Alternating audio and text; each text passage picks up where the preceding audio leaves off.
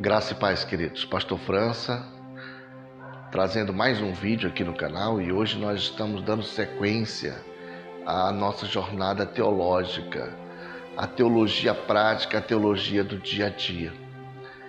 E queremos hoje falar um pouquinho sobre essa prática teológica, a pragmática da teologia, na nossa segunda-feira, nossa terça-feira, no nosso trabalho, no nosso escritório, na nossa escola, no nosso dia a dia. E, queridos, hoje eu estou com essa Bíblia, recebi essa Bíblia de presente maravilhosa, da Convenção Batista Nacional, uma Bíblia comemorativa, toda em letras douradas, bem trabalhada, uma Bíblia de excelência, uma Bíblia de couro, uma Bíblia de respeito, né? E agradeço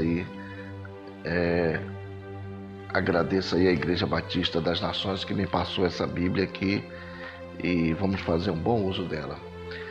Mas, queridos, voltando aqui ao nosso assunto, a nossa prática do dia a dia com a nossa teologia. Recebemos durante a semana, e principalmente agora, nesses últimos dias de Covid, de luta, de muita tribulação, perdendo amigos, perdendo companheiros aí de longas datas, o tempo não está sendo muito fácil para ninguém. A nossa confiança, o nosso Senhor, Ele tem nos consolado, nos confortado, mas, queridos, as lutas são grandes mesmo. Esses dias eu recebi uma mensagem de um pastor e ele relatava, ele explanava a jornada evangélica no Brasil nos últimos 40 anos. E nessa explanação ele levantava vários assuntos polêmicos, e muitos assuntos ali, realmente assuntos que impactavam mesmo a vida de muitas pessoas e impactam a vida de muitas pessoas. E nesse vídeo, esse colega está convidando igrejas, crentes, evangélicos, simpatizantes da fé, para uma grande manifestação pública que eles estão querendo fazer no Brasil. E durante aproximadamente 15 minutos desses vídeos que foram selecionados, mostrando quão foi difícil a trajetória do povo brasileiro e quão foi grande a exploração de muitos políticos, de muitos autoritários, totalitaristas e muitos aproveitadores. Você, após ver o vídeo, você fica realmente enfurecido, revoltado, né? Mas, queridos, uma coisa a gente tem que entender, que nós não podemos abraçar uma causa política com as lentes da política. Se nós quisermos realmente abraçar e entender um pouco sobre essa questão, se você quiser realmente se revoltar, é com as lentes da teologia, é com as lentes diferenciadas, já que nós estamos num campo teológico. Nós não podemos usar as mesmas lentes da política para a gente se manifestar politicamente. Existiu um teólogo, um filósofo teólogo, aí no século XIX, na primeira metade do século XIX, chamado Kierkegaard. Esse cara, ele, de alguma maneira, ele revolucionou esse pensamento.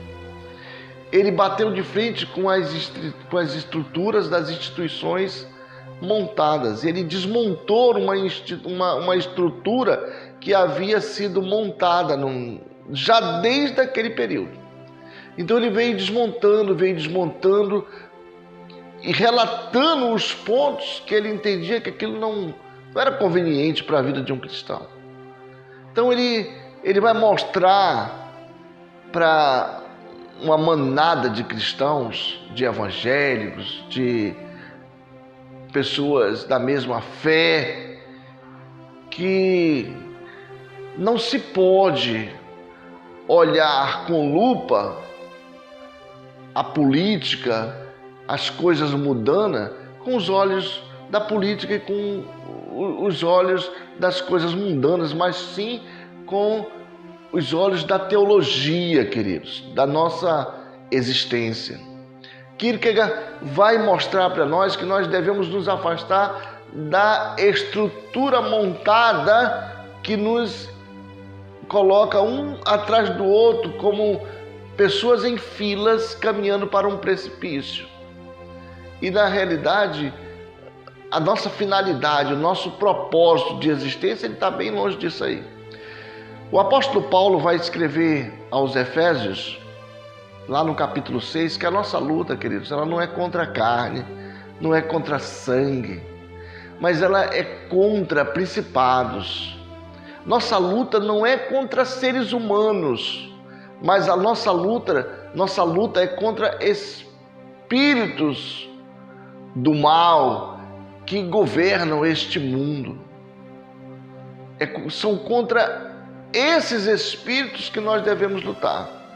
Então nós estamos vendo ali a figura de um político, e o político, por mais corrupto que ele seja, o político ali falando as maiores asneiras, as maiores loucuras, delirando em seus delitos. Não posso olhar para um cara desse com os olhos da política, não, mas com os olhos da teologia. Como tratar uma situação dessa? Então seria insano da nossa parte se nós fôssemos caminhando, marchando rumo ao Congresso Nacional, rumo à Assembleia Legislativa, à Câmara dos Deputados, dos vereadores, a fim de promover algum tipo de protesto, porque isso não pertence a nós. Não existe um caso sequer no Novo Testamento de algum sacerdote, algum apóstolo, algum discípulo que foi fazer alguma manifestação pública revoltado com a situação política e econômica da época. Não. Muito pelo contrário, muitos foram levados às arenas e foram jogados aos leões. Então, a questão de manifestação, greve, tumulto, bagunça, barulho, não, mas pastor, isso não é uma bagunça. Isso é uma coisa light, tudo natural, tudo na paz. Não existe isso, queridos.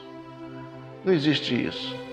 No fim, sempre gera bagunça, sempre gera polêmicas, e você termina por envergonhar o Evangelho, a palavra de Deus. Se você realmente pretende mudar essa situação no país, se você pretende realmente fazer alguma coisa para que isso mude, isso não vai ser com caminhadas, com manifestações, com greve, com barulho. Não é isso, queridos.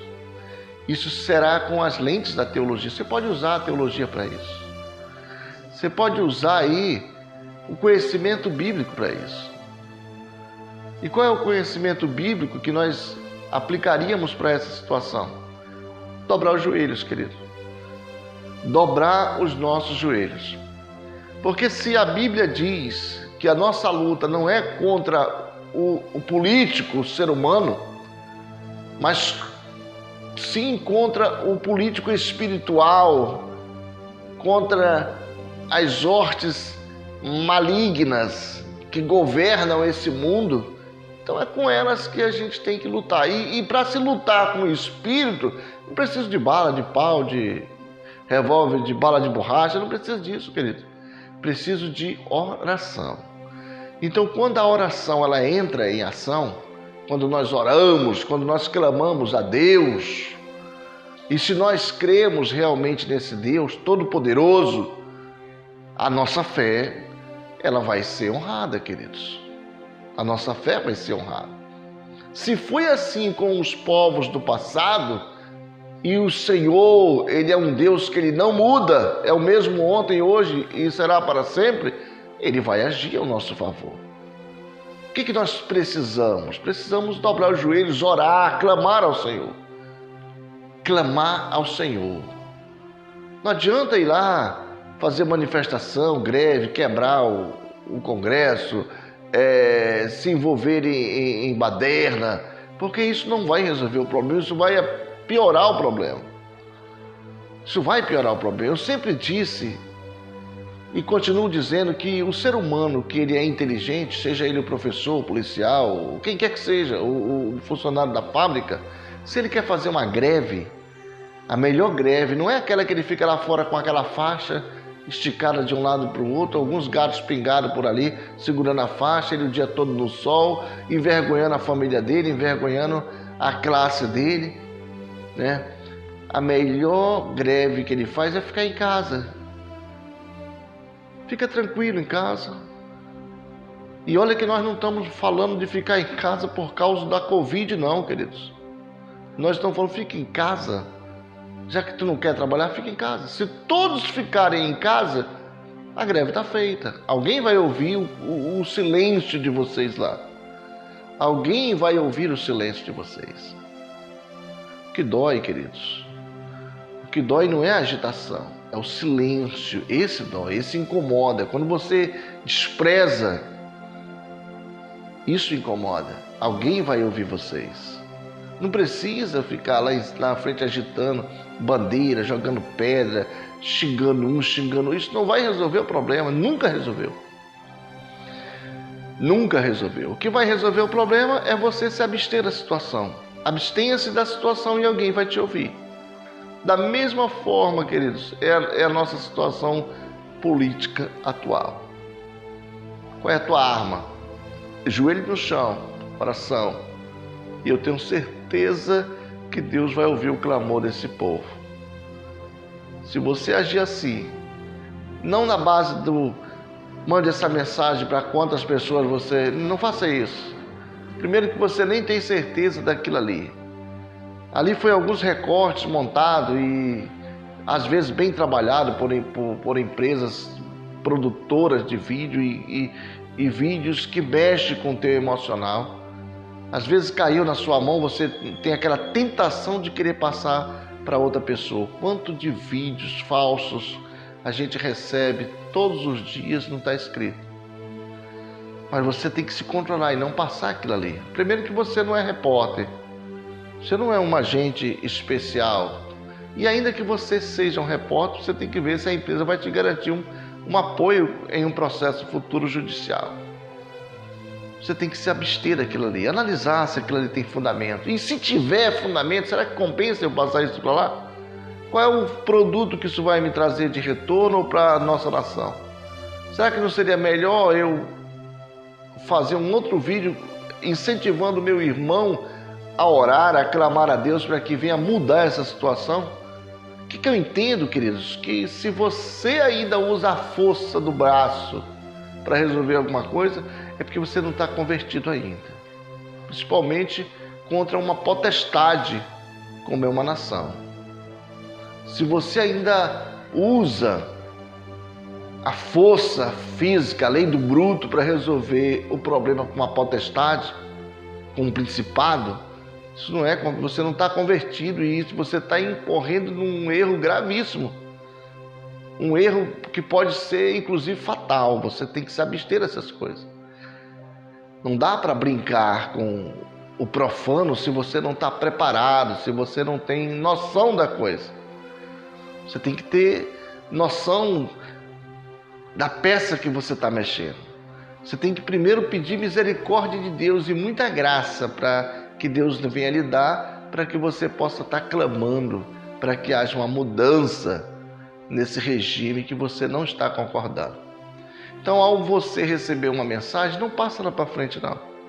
Analisa bem, pensa bem, deixa passar o outro dia. Será que isso compensa? Não vai no impulso compartilhando para 10, 20, 30 pessoas, não. Porque depois que aquilo ali for lançado, não tem como voltar mais, queridos. Não tem como voltar, não tem como apagar. Já foi, estragou, fez um estrago danado. E você, como um homem de Deus, como um servo de Deus, você precisa ter em mente o seguinte: uma vez que a tua palavra caiu em desgraça, falou besteira, falou alguma coisa estragada, nunca mais você recupera aquele seu crédito. Não. As pessoas vão olhar para você com uma certa indiferença e uma desconfiança. Esse cara fala besteira. Esse cara está espalhando mentira, fake news. Isso é ruim para nós. Então vamos olhar a questão não com os olhos da política, da revolta, mas primeiro com os olhos da teologia. Usa esses recursos, te debruça aí e usa esses recursos, dá uma parada. Ouve Paulo, vê o que diz Paulo lá, diz, olha, isso aqui, a nossa luta não é contra isso. Nós não precisamos aqui estar pegando em armas para estar lutando contra essa turma, não, porque a nossa luta não é contra eles, são seres humanos. A nossa luta são contra seres espirituais do mal que governam esse mundo perverso, esse mundo sombrio. Paulo vai dizer isso. Então a culpa não está nesses caras, diretamente não.